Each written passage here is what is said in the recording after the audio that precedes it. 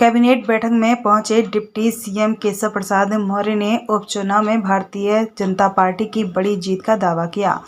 Deputy CM Keshav Prasad Maurya ने कहा कि सरकार विकास के मुद्दे पर सबका साथ सबका विकास के नारे के साथ चुनाव लड़ रही है। समाजवादी पार्टी और कांग्रेस के लोकसभा के चुनाव में संविधान और आरक्षण के मुद्दे पर भ्रम फैलाकर लोगों को गुमराह कर सीटें जीती। इस बार भारतीय जनता पार्टी चुनाव में बड़ी जीत दर्ज करेगी। कैबिनेट की बैठक में शामिल होने पहुंचे उत्तर प्रदेश सरकार के डिप्टी सीएम ब्रजेश पाठक ने कहा, समाजवादी पार्टी का इतिहास प्रदेश में गुंडाई और अराजकता फैलाने का रहा है। समाजवादी पार्टी एक बार फिर से प्रदेश में अराजकता फैलाना चाहती है। हमने उत्तर प्रदेश में प्रदेशवासियों को भय मुक्त वातावरण दिया है। भारतीय जनता पार्टी चुनाव में बड़े अंतर से जीत दर्ज करने जा रही है। वाराणसी काशी हिंदू विश्वविद्यालय में भाजपा नेता द्वारा लगाए गए पोस्टर पर डिप्टी सीएम ब्रजेश पाठक ने कहा, हमेशा से सनातन को मिटाने का प्रयास किया जाता रहा है। आज भी सनातन धर्म पर अनेक संकट हैं। पहले भी नालंदा में किस तरह से विश्वविद्यालय जलाया गया सबने देखा है। सनातन पर प्रहार किया जा रहा है। आज समय एकजुट होने का है। प्रयागराज में साधु संतों के द्वारा केवल सनातनियों को ही महाकुंभ में प्रवेश देने के मुद्दे पर डिप्टी सीएम ब्रजेश पाठक ने कहा, हम संत समाज का सम्मान करते हैं। समाजवादी पार्टी या गौरव नीचे करो आईडी, गौरव भाई आईडी नीचे करो।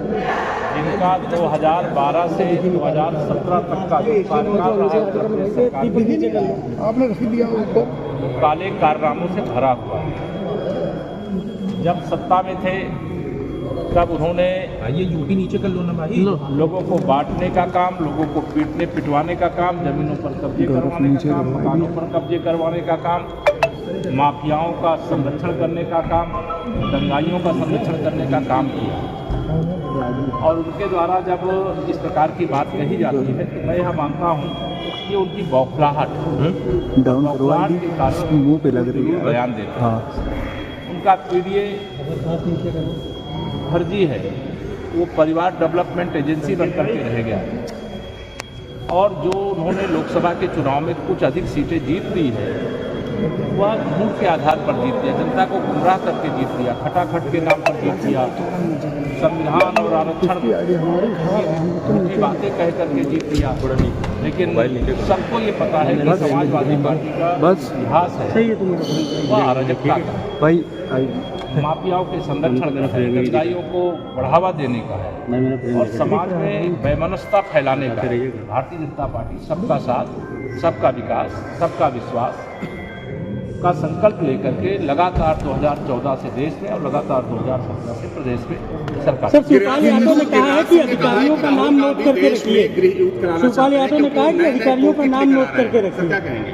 देखिए उसमें उन्होंने जो कहा होगा उनको उनकी कई जानकारियां होंगी, लेकिन श्री राहुल गांधी जी हो चाहे श्री अखिलेश यादव जी हो चाहे इंडी गठबंधन के कोई लोग, उन सबके मन में इस देश की हो रही प्रगति के कारण से एक बड़ी परेशानी हो रही है कि माननीय नरेंद्र मोदी जी के नेतृत्व में तीसरी बार सरकार बनने के बाद हरियाणा में विधानसभा के चुनाव में जहां कांग्रेस अपनी वापसी के डंके बजा रही थी और वहां तीसरी बार भाजपा सरकार बनी है, तब से ये और बौखला गए। और 23 नवंबर को जब झारखंड और महाराष्ट्र फिर वहां कमल खिलेगा, भाजपा गठबंधन की सरकार बनेगी, तब इनको और सांप सूंघ जाएगा। बनारस में भाजपा के द्वारा एक पोस्टर लगाया गया, हिंदू जाति में बचेंगे। शिवपाल यादव लगातार अक्सर नहीं दे रहा है। हो गया, वो नहीं पाए। एक लोग ले लो भैया। सभी 9 सीटें मुझे विश्वास है भारतीय जनता पार्टी जीतेगी। 2 सीटों में थोड़ी सी लड़ाई दिखाई दे रही है, लेकिन मुझे विश्वास है कि हमारी जो राजनीतिक तैयारियां हैं और उसके आधार पर हम सभी 9 सीटें जीतेंगे। मदनी ने कहा है कि समाजवादी पार्टी के नारे भले गढ़े, लेकिन समाजवादी पार्टी का समाजवादी पार्टी हिंदू जाति में बटेंगे। क्या कहा